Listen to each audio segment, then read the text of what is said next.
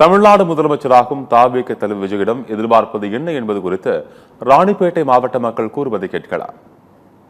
ஒழிப்பு அப்புறம் அரசியல்ல அரசு அதிகாரிகள் செல்லும் போது லஞ்சம் வாங்குறாங்க. எல்லாமே லஞ்சம் வாங்காம செயல்படணும். அதே மாதிரி மக்களுக்கு நல்லது செய்யணும். பெண்களுக்கு பாதுகாப்பு தரணும். இளைஞர்களுக்கு அரசு வேலையில முன்னுரிமை தரணும். இந்த கஞ்சா, பான்பராக்கு, சிகரெட்டு, பீடி இது போன்ற அனைத்தும் ஓச்சிட்டு ஒரு நல்ல ஆட்சி தருவார்னு நாங்க எதிர்பார்க்கிறோம் விஜய் கிட்ட. ஸ்கூல் பசங்களை காப்பாற்றணும். அதே மாதிரி மக்களை எல்லாரையும் காப்பாற்றணும். எல்லாம் இது பண்ணாக்கா மக்களை அப்பப்போ பார்க்கணும்.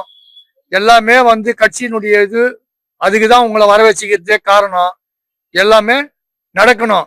எங்களுக்கு ஆட்சி இது பண்ணி நீங்க ஆட்சி வந்துட்டீங்களே நீங்க கொடுக்குறீங்க, அதெல்லாம் எங்களுக்கு தேவையில்லை.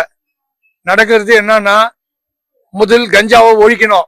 ரெண்டாவது மக்கள் கண் கலங்காத இருக்கணும். விஜய் வந்தாரு, ஆட்சி நல்லா பண்றாரு, நல்லது செய்யறாரு, எதுவுமே இருக்கக்கூடாது அப்படின்னாக்கா இன்னும் அடுத்த 5 ஆண்டும் நீதான்.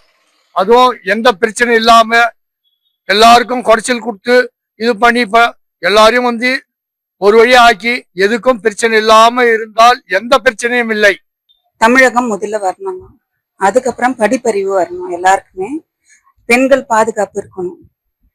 போதை இல்லா தமிழ்நாக்கம்னா அத போதைன்னா போதை மட்டும் கிடையாது, ட்ரிங்க்ஸ் பண்றாங்களா அதுவும் இருக்கக்கூடாது, ஸ்மோக் பண்றதும் இருக்கக்கூடாது. அதே போல பெண்கள் பாதுகாப்புனா எல்லா இடத்துலயுமே பெண்கள் பாதுகாப்பு இருக்கணும். வீட்டுக்குள்ளவும் இருக்கணும், வீட்டுக்கு வெளியவும் இருக்கணும். ரெண்டாவது நிறைய படிக்காத பெண்கள் உள்ள வீட்டுக்குள்ளவே இருக்கிறாங்க. அவங்க எல்லாம் வெளியே வரணும். உங்க ஆட்சியை பார்த்து அவங்க வெளியே தைரியமா வரணும், போகணும். ரெண்டாவது இந்த மாதிரி சிறு தொழிலெல்லாம் வேலை செய்யறவங்களுக்கு இன்னும் கொஞ்சம் முன்னுரிமை கொடுக்கணும். நாங்க லோனுன்னு எதனா ஒண்ணு வாங்கறதுக்கு போனோம்னா அந்த இடத்துல சரியான பதிலே வரமாட்டேங்குது எங்களுக்கு. ஏன்னா நம்ம லோனுக்கு வந்தோமோன்னு ஆயிடுது. இப்ப நாங்கெல்லாம் தினசரி கூலியில தான் நாங்க வேலை செய்யற மாதிரி தான் இப்ப இந்த கடை வச்சிருக்கிறோம். ஒரு நாளைக்கு 300 ரூபாய் அதிகபட்சம். ஒரு நாளைக்கு 300 ரூபாயில இருந்து 500 ரூபாய் வந்ததுன்னா பெரிய விஷயம்.